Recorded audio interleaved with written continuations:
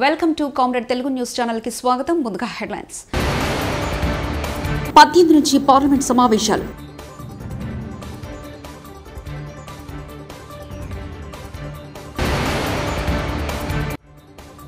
తెలుగు రాష్ట్రాల అభివృద్ధికి కృషి చేస్తా కిషన్ రెడ్డి.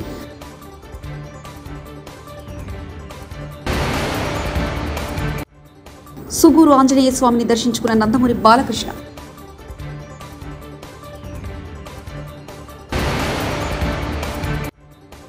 అనకాపల్లి నూకాంబిక అమ్మవారికి మొక్కులు చెల్లించుకున్న పవన్ కళ్యాణ్.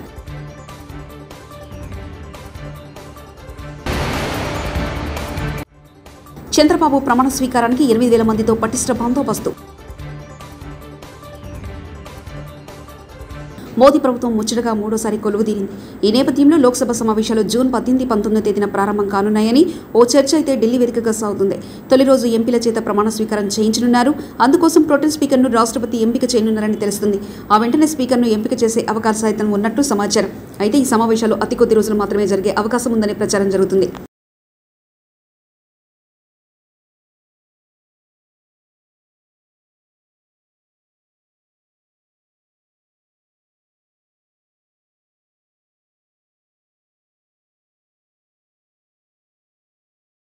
దేశ ప్రధానిగా వరుసగా మూడోసారి నరేంద్ర మోదీ బాధ్యతలు స్వీకరించారు. రాష్ట్రపతి భవన్లో ఆదివారం రాత్రి ప్రమాణ స్వీకారం చేసిన ఆయన మరుసటి రోజు అధికారికంగా బాధ్యతలు చేపట్టారు. సౌత్ బ్లాక్లోని పీఎంఓలో మోదీ బాధ్యతలు స్వీకరించారు. ప్రస్తుతం తన కేబినెట్లో మంత్రులకు శాఖల కేటాయింపుపై కేబినెట్ కార్యదర్శితో చర్చిస్తున్నట్లు తెలుస్తుంది. కాసేపట్లో మంత్రులకు శాఖలు కేటాయించనున్నారు. ఇవాళ సాయంత్రం 5 గంటలకు మోదీ 3.0లో తొలి కేబినెట్ జరిగింది. ఈలోపు మంత్రులకు శాఖల కేటాయింపు ప్రక్రియ పూర్తి కానుంది. మోదీ నేతృత్వంలో జరగనున్న మంత్రిమండలి సమావేశంలో 71 మంది మంత్రులు పాల్గొంటారు. ప్రభుత్వ లక్ష్యాలు, విధానాలపై కొత్త మంత్రులకు మోదీ దిశానిర్దేశం చేయనున్నారు. కొత్త మంత్రివర్గంలో 36 మంది గతంలో మంత్రులుగా చేసిన వాళ్ళుండగా 35 మంది కొత్త వాళ్ళున్నారు. వీరిలో కొందరికి గతంలో మంత్రులుగా చేసిన అనుభవం ఉంది. మోదీ బాధ్యతలు స్వీకరించిన తర్వాత 120 రోజుల కార్యాచరణను సిద్ధం చేసుకున్నట్లు తెలుస్తుంది. మోదీ కేబినెట్లో మరోసారి చోటు దక్కడం చాలా సంతోషంగా ఉందని ఈ సందర్భంగా ప్రధానమంత్రి నరేంద్ర మోదీకి శుభాకాంక్షలు తెలుపుతున్నారని కేంద్ర మంత్రి కిషన్ రెడ్డి అన్నారు. తెలంగాణ రాష్ట్రం ఏర్పడిన తర్వాత మొదటిసారిగా కేబినెట్ మంత్రిగా పనిచేశారని, ఇప్పుడు రెండోసారి కేంద్ర మంత్రిగా అవకాశం వచ్చిందని చెప్పారు. కేంద్ర కేబినెట్లో ఎలాంటి శాఖ ఇచ్చినా సమర్థవంతంగా పనిచేస్తానని స్పష్టం చేశారు. తనను ఎంపీగా గెలిపించిన సికింద్రాబాద్ ప్రజలకు ధన్యవాదాలు తెలుపుతున్నారన్నారు. మరి ఎవరు లేకపోయినప్పటికీ కూడా సిద్ధాంతమే ఈరోజు మాకు ఊపిరి, మరి పార్టీ కార్యకర్తలే మా కుటుంబం అనే విధంగా ఈరోజు పార్టీ కార్యకర్తలను ఏ రకంగా ఎంపిక చేసిందో ఇది ఒక భారతీయ జనతా. ప్రముఖ నటుడు హిందూపురం ఎమ్మెల్యే నందమూరి బాలకృష్ణ తన పుట్టినరోజు సందర్భంగా సుగూరు ఆంజనేయ స్వామిని దర్శించుకున్నారు. ఆలయ సిబ్బంది ఆయనకు ఆహ్వానం పలికారు. ఈ సందర్భంగా బాలయ్య ప్రత్యేక పూజలు నిర్వహించారు. అనంతరం ఆయనకు స్వామివారి తీర్థప్రసాదాలు అందజేశారు. సాల్వతో సత్కరించి వినాయకుని చిత్రపటాన్ని బహుకరించారు.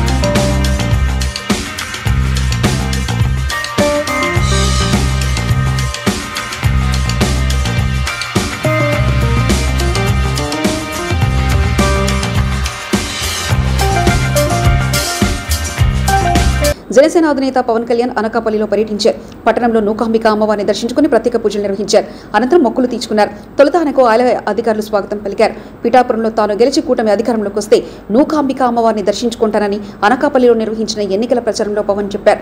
ఈ నేపథ్యంలో సోమవారం అమ్మవారిని ఆలయానికి చేరుకొని మొక్కులు తీర్చుకున్నారు. పెద్ద ఎత్తున జనసేన కార్యకర్తలు, అభిమానులు అక్కడికి తరలివచ్చారు.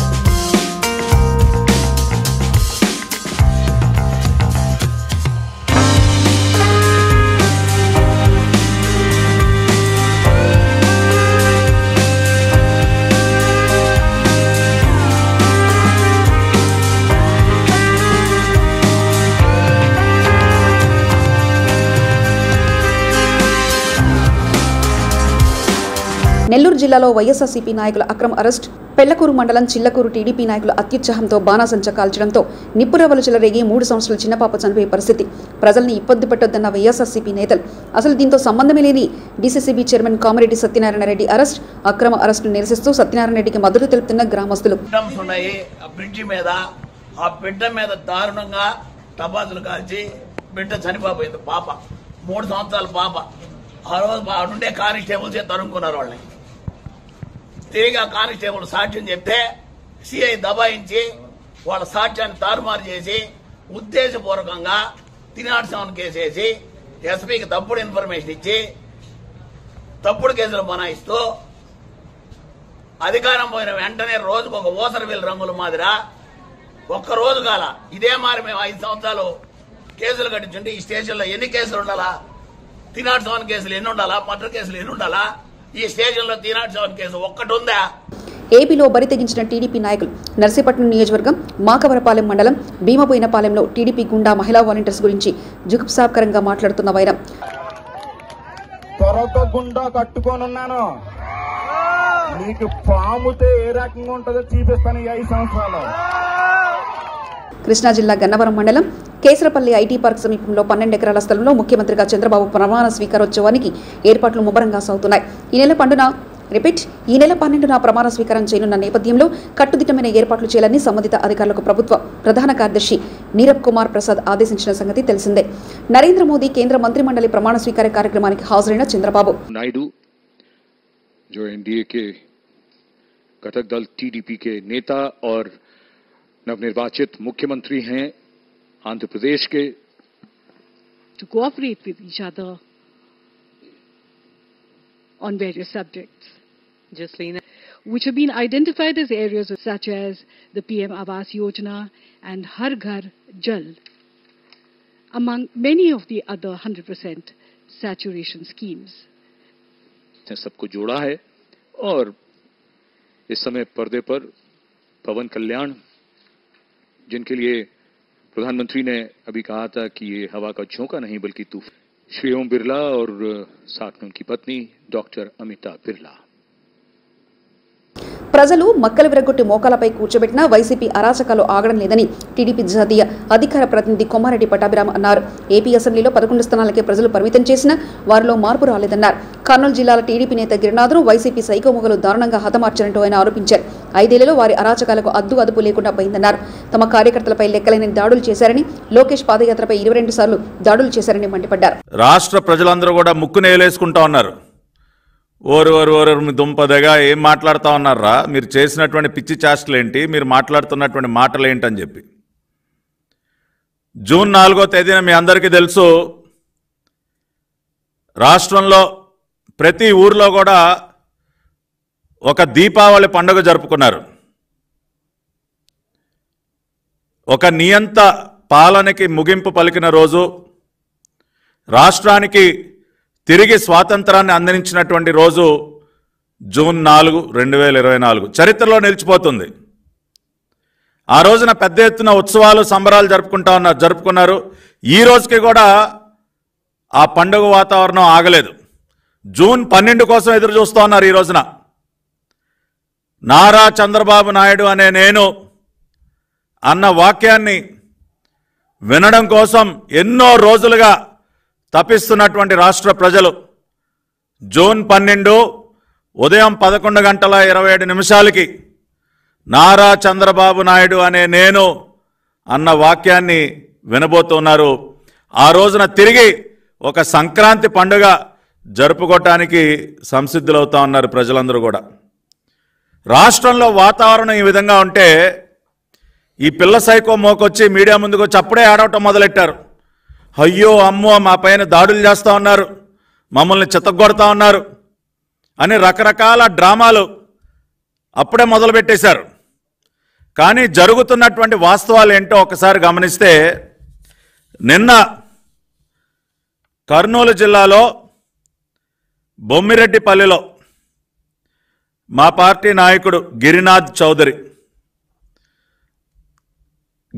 చౌదరి గారిని అత్యంత కిరాతకంగా నడి రోడ్డు మీద హత్య చేశారు వైసీపీ సైకో మోకలు. మాజీ ఎమ్మెల్యే కంగాటి శ్రీదేవి కుటుంబ సభ్యులు, అనుచరులు మా పార్టీ నేత గిరినాథ్ చౌదరిని అత్యంత కిరాతకంగా నడి రోడ్డు పైన హత్య చేశారు. నిన్న 24 గంటలు కూడా అవలేదు.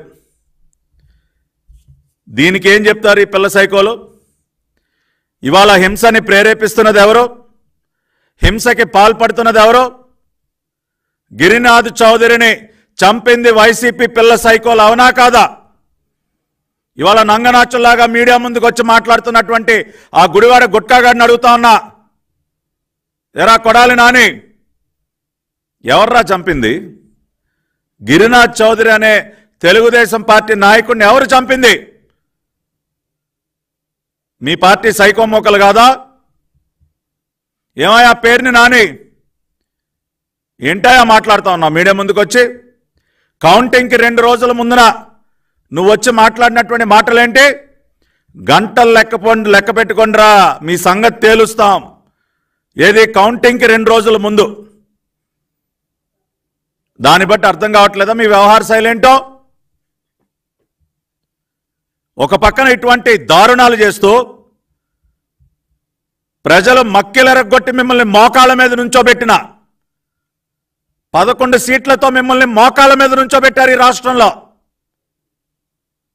ప్రజా తీర్పు ఆ విధంగా ఉన్నా కూడా ఇంకా బుద్ధి తెచ్చుకోకుండా ఈ సైకో చేష్టలు, ఈ దారుణాలు, ఈ హత్యలు ఇంకా కొనసాగిస్తూ నంగనాచుల్లాగా వచ్చి నీతులు మాట్లాడతారా? ప్రజాస్వామ్యాన్ని రక్షించాలంట. రాష్ట్ర గవర్నర్ గారి దగ్గరికి వెళ్ళి విన్నపాలు ఇస్తారు, విన్నపాలు. ఇదా ప్రజాస్వామ్యాన్ని రక్షించడం అంటే? మా పార్టీ నాయకుల్ని అత్యంత దారుణంగా చంపటమా ప్రజాస్వామ్యాన్ని రక్షించడం అంటే?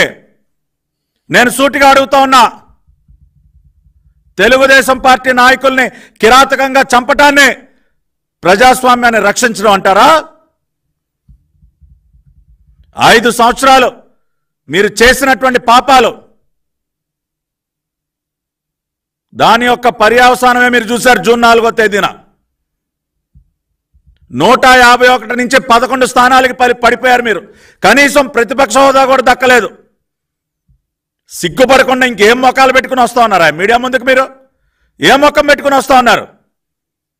నిజమైనటువంటి దేవుడి స్క్రిప్ట్ ఏంటో జూన్ 4వ తేదీన చూపించాడు ఆ భగవంతుడు. 151లో మధ్యలో ఉన్నటువంటి 5ని చెరిపేశాడు ఆ భగవంతుడు. దేనికో తెలుసా? ఆ 5 సంవత్సరాల, మీ 5 సంవత్సరాల పరిపాలన ఒక కళంకం ఈ రాష్ట్రానికి. అటువంటి కళంకాన్ని రూపుమాపాడు భగవంతుడు. అందుకనే 18 నుంచి పార్లమెంట్ సమావేశాలు.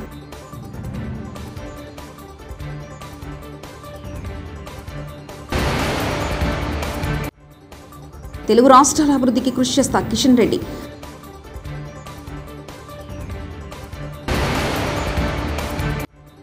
సుగూరు ఆంజనేయ స్వామిని దర్శించుకున్న నందమూరి బాలకృష్ణ.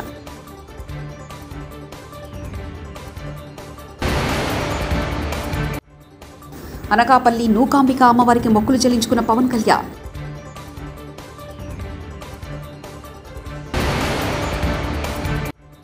చంద్రబాబు ప్రమాణ స్వీకారానికి 8,000 మందితో పటిష్ట బందోబస్తు. ఇవి బులెటిన్ విశేషాలు. చూస్తూనే ఉండండి కామ్రేడ్ తెలుగు న్యూస్ ఛానల్ ప్రతినిధి ఒంటేరు రమేష్ చంద్ర పరకాల.